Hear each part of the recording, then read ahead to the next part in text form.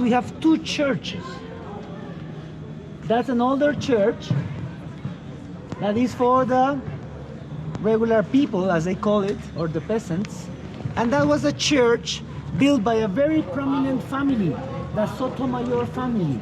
They built this church especially for the wealthier class of Angangueo. So here, only engineers and wealthier people from Angangueo could attend the mass, and here was for the peasants and the people in general. It's a very interesting church. Well, normally they don't open them, and the other one is open on weekends for mass. So this is also the place where everybody will gather for different things. And they also, this is sort of what we will call a gazebo. A gazebo, where on weekends there can be a band playing there. It's also the place where politicians or some of the town authorities will speak to the people in general. So Eric was telling us earlier that in 2010 there was a little stream, and the mudslide came basically along this valley and covered everything. But just for your information, there were some places where there were sort of log jams or natural dams after the landslide or mudslide that held the water, and the water reached, if you see the upper part of the columns over there below the arches, where the columns end before the arches begin, that was where the water level reached in those times. Imagine, just think about it.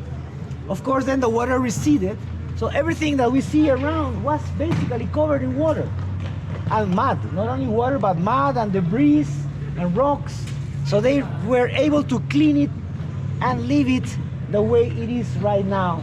Looks like nothing happened. So basically, all the way to the top of this column is where the water reached.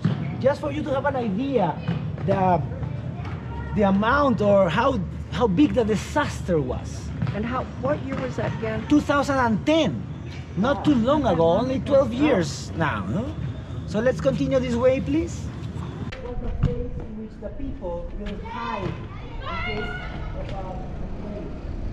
And in particular, this church had tunnels connected. There's the big mural.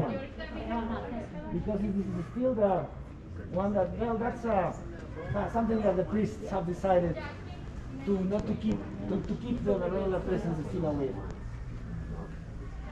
So family, watch you step and don't step on the monarchs, okay? You step on the monarchs. Well, nowadays we don't have rich people here. We have more of them going up here. Watch the monarchs. Yes, but you know, let's tell them that to the priests. So we are beginning here, and since the times when the first Spaniards arrived to this area in the 16th century, around 15th